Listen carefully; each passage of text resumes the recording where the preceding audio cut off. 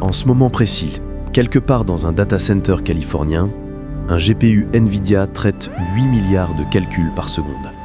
Pendant ce temps, une start-up chinoise essaie désespérément de contourner les sanctions américaines. Et un ministre russe s'interroge comment remplacer une technologie qu'on ne peut pas fabriquer.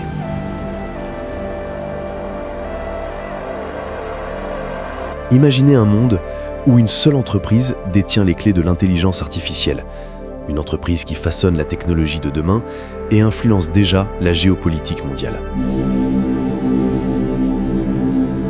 Cette entreprise, c'est NVIDIA. Et l'homme derrière elle, Jensen Huang, pourrait bien redessiner l'équilibre mondial. Mais comment une société fondée dans un garage californien en 1993 a-t-elle contrôlé 80% du marché mondial des GPU en 2024 ? Et pourquoi les superpuissances traitent-elles ces puces comme des armes stratégiques ? Découvrons-le ensemble.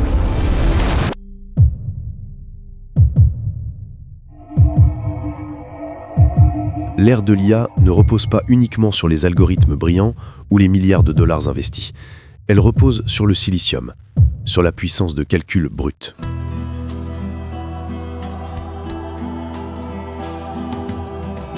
Les GPU, Graphics Processing Units, sont les cerveaux de l'IA moderne. Un seul H100 de NVIDIA génère plus de puissance de traitement que 500 CPU classiques. Et NVIDIA est aujourd'hui le maître incontesté de ces puces. Voici la réalité. En 2024, contrôler les GPU, c'est contrôler l'IA. En 2030, contrôler l'IA, c'est contrôler l'armée, l'économie et le futur technologique du monde. Ce n'est pas une métaphore, c'est une stratégie avouée des États-Unis, de la Chine et de l'UE. Prenez OpenAI. ChatGPT tourne sur des milliers de GPU NVIDIA. Google, leur Gemini aussi. Meta, ditto. Sans NVIDIA, il n'y aurait pas de révolution IA. Il y aurait du chaos technologique. La Chine construit des supercalculateurs, investit 150 milliards de dollars dans l'IA locale, rêve d'indépendance technologique. La Russie aussi. L'Europe court derrière avec ses initiatives européennes. Mais tous, sans exception, dépendent d'une seule entreprise, NVIDIA. Et puis il y a Taïwan. Cette île produit 60% des semi-conducteurs avancés mondiaux. TSMC, le fondeur qui fabrique les puces NVIDIA les plus avancées, est basé à Taipei. Une invasion, une prise de contrôle, un tremblement de terre, et c'est la paralysie technologique mondiale. Les sanctions américaines contre les exportations de technologies avancées vers la Chine et la Russie, c'est NVIDIA qui en est le cœur. Pas de GPU, pas de modèle IA sophistiqué, pas de modèle IA, pas de domination technologique. Voilà pourquoi cette bataille est stratégique. Dans ce jeu mondial, une seule question compte, comment NVIDIA et Jensen Huang se sont retrouvés au cœur absolu de tout cela. Jensen Huang n'est pas un PDG ordinaire. C'est un visionnaire qui a flairé le futur 15 ans avant tout le monde. Né à Taïwan en 1963, fils d'un chercheur en chimie et d'une infirmière, Huang immigre aux États-Unis à 10 ans. Il grandit en Louisiane, va à l'université de l'Oregon, puis Stanford. Un parcours classique ? Non. C'est son mentalité qui l'est. En 1993, à 30 ans, avec Chris Malachowski et Curtis Prium, il cofonde NVIDIA dans un petit bureau californien à Son José. Leur mission, démocratiser les capacités graphiques pour les jeux vidéo. À l'époque, NVIDIA n'est qu'une parmi des dizaines de startups graphiques. Intel domine. On les ignore. Les investisseurs demandent pourquoi des cartes graphiques spécialisées quand les CPU suffisent. Mais Huang voit plus loin. Il a une intuition que beaucoup ne comprenaient pas. Les GPU ne serviront pas seulement au divertissement. Ils seront parallèles, massivement parallèles. Et le futur, c'est le parallélisme. Pendant 15 ans, personne ne le croit vraiment. NVIDIA vendait des cartes graphiques. Cool, mais niche. Puis arrive 2012, l'année charnière. Jeff Rainton et ses collègues entraînent un réseau neuronal sur des GPU NVIDIA et remportent la compétition ImageNet avec une marge stupéfiante. 41% d'erreurs réduit à 15%. Le monde scientifique s'arrête net. Comment? Les GPU. Soudain, Wang ne se trompe plus. Il était simplement en avance de 15 ans. NVIDIA explose. En 5 ans, l'entreprise passe de 1 milliard de dollars de chiffre d'affaires à 5 milliards de dollars. Aujourd'hui, elle vaut 5 000 milliards. Oui, 5 trillions de dollars. Plus que Google. Wang transforme NVIDIA de façon radicale. Il invente CUDA, une plateforme de programmation révolutionnaire qui rend les GPU accessibles aux développeurs. Pendant ce temps, il accumule des partenariats stratégiques. MIT, Caltech, Google Brain, Tesla. Il ne vend plus des puces. Il vend un écosystème. Un moat digital infranchissable. Aujourd'hui, au milieu des années 2020, Wang est riche, influent et plus important encore, écouté. Quand il parle d'AGI, les gouvernements écoutent. Quand il envisage des restrictions, les nations s'inquiètent. Mais comment une vision devenue une arme stratégique? En 2024, NVIDIA contrôle environ 80 à 90% du marché mondial des GPU pour l'IA avancée. Mais ce n'est pas seulement la domination d'une entreprise, c'est un levier stratégique qui redéfinit les équilibres globaux. Facteur 1. L'infrastructure globale. Chaque géant de la tech, Google, Amazon, Meta, Microsoft, OpenAI, Apple, construit ou agrandit ses data centers. Tous utilisent massivement les GPU NVIDIA. Google Data Center, serveurs personnalisés remplis de TPU, mais aussi des H100 NVIDIA pour la flexibilité.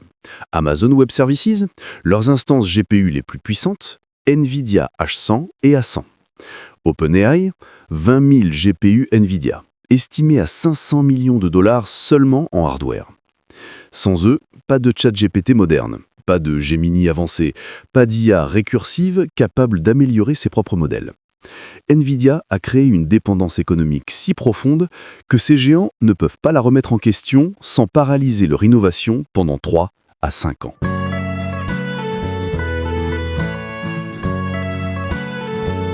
Facteur 2. Le software lock-in. CUDA, l'inévitable. Imaginons que vous êtes Intel. Vous créez une nouvelle puce GPU révolutionnaire. Brillant. Mais il y a un problème.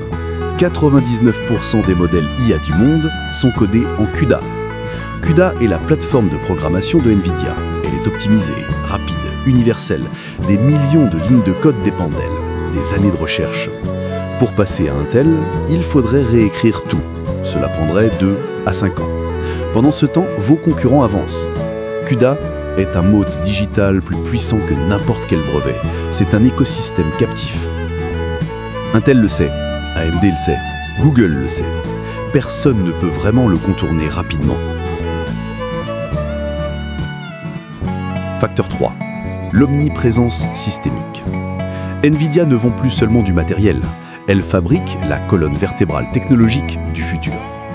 Quantum Computing, les chercheurs entraînent leurs algorithmes quantiques sur des GPU NVIDIA. Fusion nucléaire, ITER, Commonwealth Fusion, simulation sur GPU NVIDIA. Robots autonomes, réseaux neuronaux sur architecture NVIDIA. Biotechnologie, découverte de médicaments, NVIDIA. NVIDIA a tissé une toile si fine qu'elle est devenue invisible. Elle est simplement partout. Et puis, il y a la Chine. Depuis 2022, les sanctions américaines interdisent aux entreprises américaines d'exporter les GPU NVIDIA les plus avancés vers la Chine. Le H100, impossible d'exporter. Le A100, strictement limité. Cela signifie que la Chine, qui investit 150 milliards de dollars en IA locale, ne peut pas accéder aux puces les plus puissantes. Elle doit improviser avec des versions plus anciennes, moins puissantes. C'est un handicap stratégique majeur. Pékin furieux, bien sûr, mais ils ne peuvent rien y faire. NVIDIA est américaine, c'est une question de souveraineté technologique, d'équilibre géopolitique, de sécurité nationale.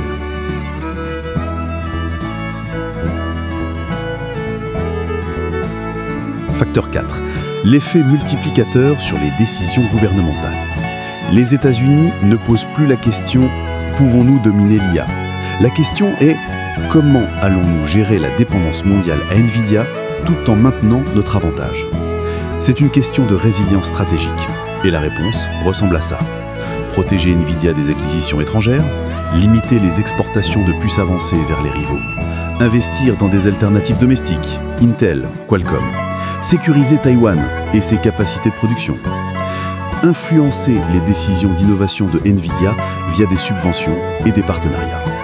Nvidia ne prend plus seulement des décisions commerciales, ses choix affectent directement la stratégie de la Maison-Blanche. Si Nvidia contrôle les GPU, qui contrôle Nvidia? Et que se passe-t-il si cette domination vacille? Novembre 2022. Joe Biden signe une directive présidentielle. Effet immédiat, les sanctions contre la Chine sur les exportations de GPU avancées deviennent la loi. Nvidia doit changer ses plans. Ses plus gros clients potentiels, interdits d'accès. Résultat, la Chine investit dans l'ingénierie inverse, les alternatives locales, les contournements. Huawei développe des puces alternatives. Alibaba investit. ByteDance, propriétaire de TikTok, devient un centre de R&D IA clandestin. Mais aucune n'atteint la performance du H100. Pendant ce temps, Taïwan devient l'enjeu central du jeu de Go géopolitique.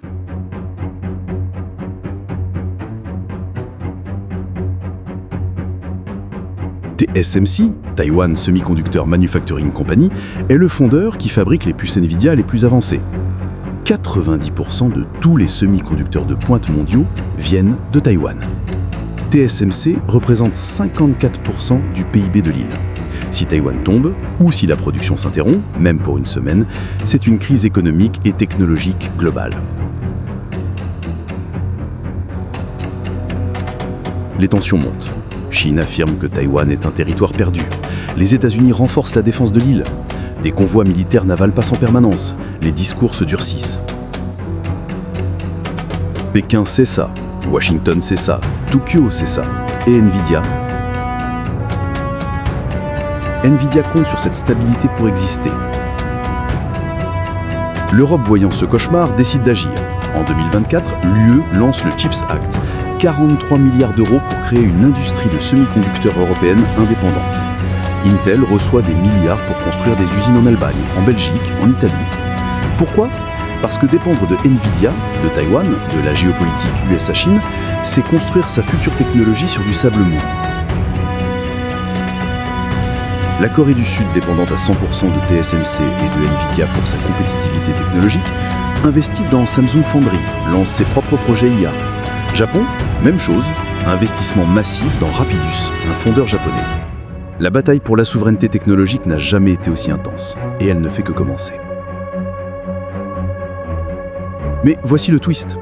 Même si l'Europe, le Japon ou la Corée du Sud créent des alternatives technologiques, elles arrivent 5-7 ans en retard. Nvidia aura avancé. Elle aura lancé 3 générations de puces. Elle aura consolidé CUDA, son écosystème, ses partenariats. Rattraper Nvidia n'est pas impossible, mais c'est comme essayer de dépasser un train qui accélère constamment. Alors, que se passe-t-il quand le statu quo se casse? Quand une nouvelle technologie, une start-up visionnaire ou une alliance géopolitique inattendue bouleverse le jeu? 2030. Imaginez la vie quotidienne. Vous vous réveillez. Votre maison intelligente, entièrement gérée par l'IA, a optimisé le chauffage, l'électricité, la sécurité. Cela tourne sur des modèles neuraux entraînés sur des GPU Nvidia. Vous prenez un taxi autonome, pas de conducteur. Le système de vision par ordinateur traite les données en temps réel grâce à des architectures parallèles conçues par Nvidia. À l'hôpital, un diagnostic rare arrive en 3 minutes au lieu de 3 semaines. Les algorithmes IA analysent les scanners à une vitesse surhumaine. GPU Nvidia. À l'usine, les robots collaboratifs apprennent de leurs collègues humains en temps réel. Feedback instantané. Apprentissage continu. Possible grâce à, Nvidia. Tous ces scénarios reposent sur une puissance de calcul massive, en temps réel, distribuée, et Nvidia sera au centre.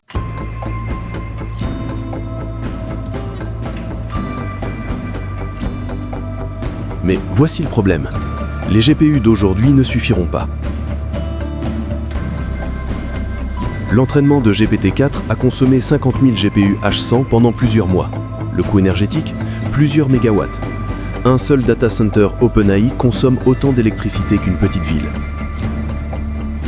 Dans 5 ans, entraîner un AGI, une véritable intelligence générale, nécessitera peut-être 1 million de GPU ou une architecture complètement nouvelle. Nvidia l'a compris. Wang parle déjà du post-GPU, des architectures neuromorphes, du calcul quantique hybride, de la photonique intégrée. La prochaine génération de puces Nvidia ne ressemblera pas aux GPU classiques. Ce sera de la science-fiction technologique. Et l'enjeu géopolitique, il explosera. Parce que la nation capable de créer cette technologie prochaine, l'AGI assistée ou la superintelligence, dominera le 22e siècle. Les États-Unis investissent 100 milliards de dollars en IA fédérale. La Chine, 150 milliards. L'UE lance son initiative IA souveraine. Personne n'abandonnera cette course. Nvidia sera là, centrale, inévitable. Mais, et c'est crucial, une start-up, un gouvernement ou une nouvelle technologie pourrait aussi redéfinir les règles. Quantum computing classique, cela pourrait changer tout. Photonique intégrée, peut-être. Une puce conçue par l'IA elle-même, certainement. Jensen Huang le sait. C'est pour ça qu'il investit dans ces domaines, acquiert des startups, finance la recherche. Il anticipe le futur et construit l'avenir. Mais prédire le futur, c'est dangereux. Beaucoup de variables existent. La question devient, Nvidia peut-elle rester dominante indéfiniment? Ou le futur appartient-il à celui qui peut réinventer la technologie plus vite que Nvidia ne peut l'adapter? Une petite entreprise fondée dans un garage californien en 1993, avec une vision que presque personne ne comprenait, a réussi à devenir le levier stratégique absolu du futur technologique mondial. Nvidia ne vend plus seulement des puces silicium, elle vend l'accès au futur. Et Jensen Huang n'est pas un PDG ordinaire, c'est un visionnaire qui a vu la révolution avant qu'elle n'arrive, et il a structuré le monde pour qu'elle passe par lui. Le jeu ne fait que commencer, parce que la course à l'IA n'est pas terminée, elle s'accélère. Et voici les questions que vous devez vraiment vous poser. Jusqu'à quel point Nvidia peut-elle rester dominante? Peut-elle anticiper les transformations technologiques assez vite pour rester centrale? Ou la prochaine génération de computatique, quantique, photonique, neuromorphe, la rendra-t-elle obsolète? Pourra-t-elle naviguer la géopolitique? Les sanctions contre la Chine, les tensions Taïwan, les initiatives européennes, tout cela va s'intensifier. Nvidia devra être à la fois américaine et globale. Possible? Compliqué. Et surtout, quelle sera l'entreprise, la nation ou la coalition capable de réécrire les règles du jeu? Peut-être qu'une start-up qu'on ignore aujourd'hui en Israël, en Corée du Sud ou en Allemagne invente la prochaine révolution. Peut-être que la Chine, par l'ingénierie inverse et l'investissement massif, rattrape plus vite qu'on ne le pense. Peut-être que le vrai gagnant sera celui qui comprendra que le futur n'est pas du silicium, mais de l'énergie, du software ou de la géopolitique.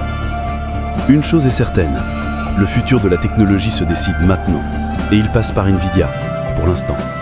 Mais pour combien de temps? C'est une des questions les plus complexes du XXIe siècle.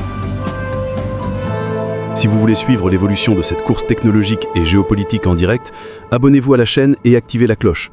On publiera d'autres enquêtes sur l'IA, la géopolitique technologique et les entreprises qui façonnent notre futur. À bientôt.